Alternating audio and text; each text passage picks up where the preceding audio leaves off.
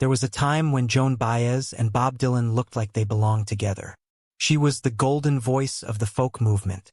He was the mysterious young songwriter nobody understood yet. Together, they sang about freedom, war, love, and a changing America. To millions of people, they represented something bigger than romance. They represented an entire generation. But behind the music, something very different was happening. Because while Joan Baez helped open doors for Bob Dylan when almost nobody knew his name, their relationship slowly became filled with distance, disappointment, jealousy, and heartbreak. And the cruelest part was not that they eventually broke up. It was how Joan discovered that the future she had imagined with Bob had already disappeared. So how did the woman who helped introduce Bob Dylan to a massive audience end up feeling completely shut out of his world? And why did it take Joan decades to finally make peace with what happened? This is the complicated story of Joan Baez and Bob Dylan. The Queen meets the unknown singer. In the early 1960s, Joan Baez was already a major star. Her voice was instantly recognizable. Clear, powerful, almost haunting. She had become one of the most important figures in the American folk revival. And her music was closely tied to civil rights, peace, and social justice. She wasn't simply a singer. To many young Americans, Joan Baez represented an ideal. She was serious about her beliefs, fearless in public, and willing to put her career behind causes she believed were right. Then came Bob Dylan.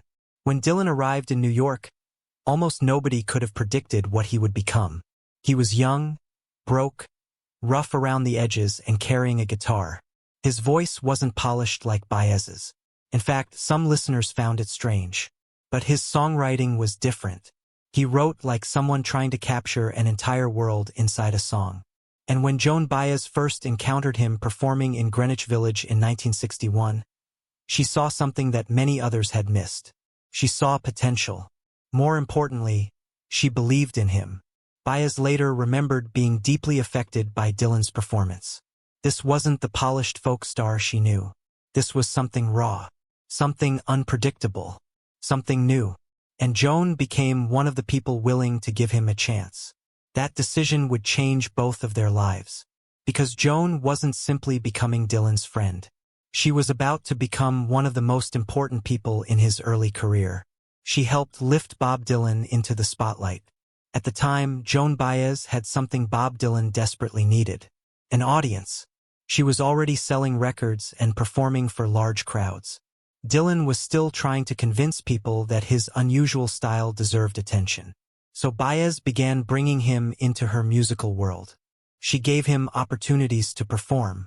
She introduced him to audiences who might never have discovered him otherwise. And at first, those audiences didn't always know what to make of him. Imagine paying to see Joan Baez, expecting that beautiful voice, only to have a strange young man walk onto the stage with a rough voice and unfamiliar songs. Some people weren't impressed. But Joan defended him. She believed the audience needed to listen. And slowly they did. Dylan's songwriting began attracting attention. His reputation grew. Then his records started selling. And before long, the balance between the two musicians changed completely. The unknown young man was becoming Bob Dylan, the songwriter who would eventually become one of the most influential musicians of the 20th century. And Joan Baez had watched it happen from close range. But there was another layer to their relationship. They weren't just musical partners. They became romantically involved. For Joan, Dylan wasn't simply an exciting young artist. He was someone she genuinely cared about, and that would make everything that followed much more painful. The couple America wanted to believe in. In the public imagination, Joan Baez and Bob Dylan were perfect. They were young, beautiful, talented, political, and deeply connected to the cultural changes happening across America. Their performances together became symbolic. One of the most famous moments came in 1963, when the two performed at the March on Washington. That same day, Martin Luther King Jr. would deliver his famous "I Have a Dream" speech. Baez and Dylan were part of a generation using music to challenge war, racism, and injustice. Their partnership seemed almost historic. But history rarely tells us what happens behind closed doors. The more famous Dylan became, the more complicated their relationship became. And one major problem was that Joan and Bob were not looking at the world in exactly the same way. Joan believed deeply in activism. She saw music as a tool for change. Dylan increasingly resisted being placed inside that role. He didn't want to be permanently labeled the voice of a political generation. He wanted freedom. He wanted to change. He wanted to write about whatever interested him. And that difference became more important as the years passed. Joan wanted meaning. Bob wanted independence.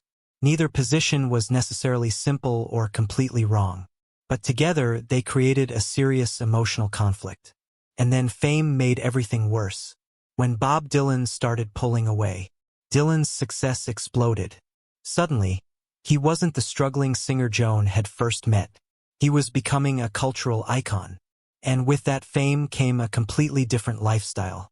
There were tours, parties, new friends, late nights, constant attention, and an entire world surrounding Dylan that Joan didn't always feel comfortable inside.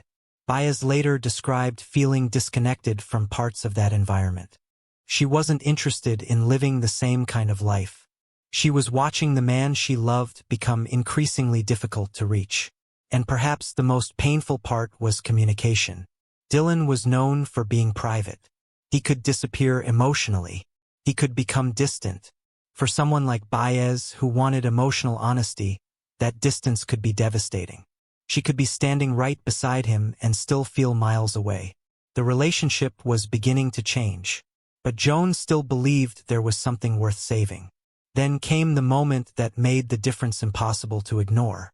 The 1965 British tour. The tour that broke Joan Baez's heart.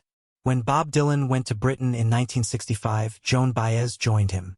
For Joan, the trip carried emotional meaning. She had been part of Dylan's journey from the beginning. She had helped him find an audience. She had performed with him. She had loved him. So naturally, she expected that they would continue sharing music. But that wasn't what happened. Instead, Baez found herself increasingly pushed to the side. Dylan's tour was becoming his own world, and Joan was no longer at the center of it. She wasn't treated like the equal partner she may have expected to be. She was there, but she wasn't really included. And that distinction mattered. A woman who had once helped introduce Bob Dylan to huge audiences was now sitting on the sidelines while he performed without her. The emotional distance became impossible to ignore. And then there was the documentary footage. D.A. Pennebaker's film Don't Look Back captured Dylan during the tour. For audiences watching years later, some of those scenes would become uncomfortable reminders of how complicated the relationship had become. Dylan could be dismissive. Joan could be visibly uncomfortable. The warmth that once seemed to exist between them had faded. There was no grand romantic reunion. No magical moment where everything returned to normal. Instead, there was awkwardness, silence, distance, and humiliation. For Joan, this wasn't simply a bad tour. It was a realization. The man she had loved was changing, and perhaps she had been holding onto a version of him that no longer existed. Eventually, she left. She returned to America without the romantic resolution she had hoped for. But she didn't yet know the entire story, because another revelation was waiting. The secret marriage. While Joan and Bob's relationship was unraveling, Dylan's personal life was moving in another direction. He had become involved with Sarah Loans. And in 1965, Dylan and Sarah secretly married. The marriage was kept private for a time. For Joan, learning about it was devastating. Think about what that meant. She had traveled with Dylan. She had supported him. She had believed their connection still meant something. But behind the scenes, he had already begun building another life. And now that life was becoming permanent. The secret marriage forced Joan to confront something she may have been avoiding. The relationship was over. Not temporarily. Not because of one argument. Not because they simply needed time apart. It was over. Dylan had moved forward. Joan had to do the same. But heartbreak doesn't disappear just because reality becomes clear. Sometimes, knowing the truth is only the beginning of the healing process. And for Joan Baez, the pain would eventually become music. She turned the heartbreak into a song. One of the most remarkable things about Joan Baez was her ability to turn personal pain into art. Years later, she would write one of her most famous songs about the relationship, Diamonds and Rust. The song didn't sound like a simple angry breakup. It was more complicated than that. Contained memories, regret, tenderness, anger, and the strange feeling of remembering someone who once meant everything to you. Baez filled the song with details from her past with Dylan. A phone call, an old hotel, memories of their younger selves, small objects that suddenly carried enormous emotional weight. That is what made the song so powerful. She wasn't simply saying, "You hurt me." She was saying something much more human. I remember what we were. I remember loving you. And I remember what it cost me. Diamonds and Rust became one of Baez's signature songs.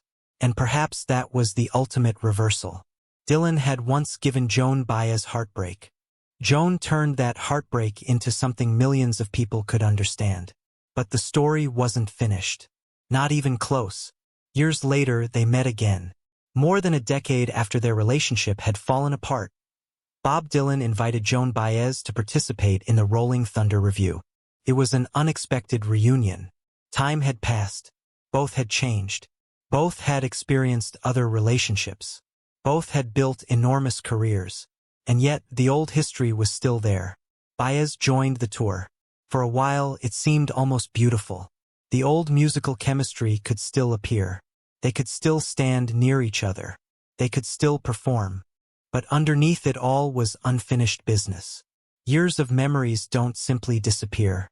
And eventually, their old relationship became part of their conversations again. One particularly revealing exchange suggested that Dylan believed their lives might have turned out differently. But Joan remembered something he couldn't erase.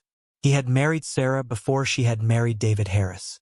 Whatever romantic possibility Dylan imagined in hindsight, Joan knew the reality. She had already lived through the consequences. She had already felt the rejection. And she wasn't willing to rewrite the past simply because time had made it easier to remember the good parts. That is one of the most important details about their story. Joan didn't deny that she loved Bob. She simply stopped allowing that love to define her. Their final professional collision. Then came another chapter. In 1984, Baez and Dylan participated in a European tour. On paper, it sounded like a dream. Two legendary folk musicians. Former lovers. Two enormous names sharing the same stage. Fans expected special moments. Perhaps even reconciliation. But once again, the reality was complicated. Baez felt that the arrangements did not give her the role she had expected. Her stage time was reduced. The promised collaboration didn't unfold as planned. And the old power struggle seemed to return. Eventually, Baez left the tour. And this time, the separation was different. There was no waiting for another reunion. No belief that things might return to the way they once were. Their professional relationship had reached its breaking point. For years afterward, the two would largely live separate lives. But their history never completely disappeared. Because whenever Joan Baez performed Diamonds and Rust, audiences were reminded of the man behind the song. And whenever people discussed Bob Dylan's early rise, Joan Baez's name was never far away. She had been his champion, his partner, his collaborator, and eventually his former love. The apology that came decades later. Then, after decades of silence and distance, something unexpected happened. Bob Dylan publicly expressed regret over the way he had treated Joan Baez. In the 2009 PBS American Masters documentary about Baez, Dylan acknowledged the pain of their relationship and expressed remorse. For Joan, an apology arriving decades later could never erase what happened. But perhaps it didn't need to. Sometimes an apology isn't about changing the past. It's simply about acknowledging that the past was real. Dylan had become one of the most celebrated musicians in history. Baez had become a legend in her own right. They no longer needed anything from each other professionally. And yet, there was still one final piece of emotional work left for Joan. Forgiveness. Joan Baez finally lets go. In the years leading up to her 2023 documentary, Joan Baez, I Am a Noise, Baez revisited many parts of her life. That included Bob Dylan. She listened to his music. She even painted a portrait of him. And something changed. The anger that had survived for decades began to disappear.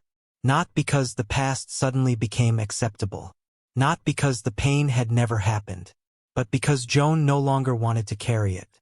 She eventually reached out to Dylan with a message expressing that she no longer held resentment toward him. That moment may have been the real ending of their story. Not the breakup. Not the secret marriage. Not the disastrous tours. Not even the years of silence. Forgiveness. Because there is a strange kind of freedom in realizing that someone who hurt you no longer has control over your emotions. Joan had spent years remembering Bob Dylan. Eventually, she could remember him without being trapped by the memory. And that may be the most powerful part of the entire story. What their relationship really meant. The story of Joan Baez and Bob Dylan isn't simply a story about a famous couple that broke up. It is a story about two people who met at exactly the right moment in history. Joan was already standing at the top. Bob was just beginning his climb. She believed in him. He inspired her. They created music together. They shared political movements. They became symbols of an era. But eventually their paths separated. Dylan wanted freedom from the expectations placed upon him. Baez remained deeply committed to the causes that shaped her identity. Their lifestyles changed. Their careers changed. Their priorities changed. And their love couldn't survive all of it. But perhaps the cruelest lesson is that sometimes you can love someone deeply and still be completely wrong for each other. Joan Baez didn't lose her life when she lost Bob Dylan. She found another chapter. She continued making music. She continued performing. She continued speaking for causes she believed in. And she became a legendary artist without needing to remain attached to the man who had once been at the center of her world. Bob Dylan went on to become one of the most influential songwriters in history. Joan Baez became one of the most recognizable voices of the folk movement. Their relationship ended. Their influence did not. And decades later, the songs remain. The memories remain. The photographs remain. And so does the question that has followed them for generations. What would have happened if Joan Baez and Bob Dylan had stayed together? We will never know. But perhaps Joan already gave us the answer. Sometimes the person you love can change your life without being meant to stay in it. Bob Dylan helped break Joan Baez's heart. But Joan Baez turned that heartbreak into music. And in the end, she didn't need revenge. She didn't need the last word. She simply needed to let go. And after decades of history between them, that may have been the most powerful thing she ever did. If you enjoyed this story, subscribe for more deep dives into the relationships, secrets, rivalries, and untold stories behind the legends who shaped music history.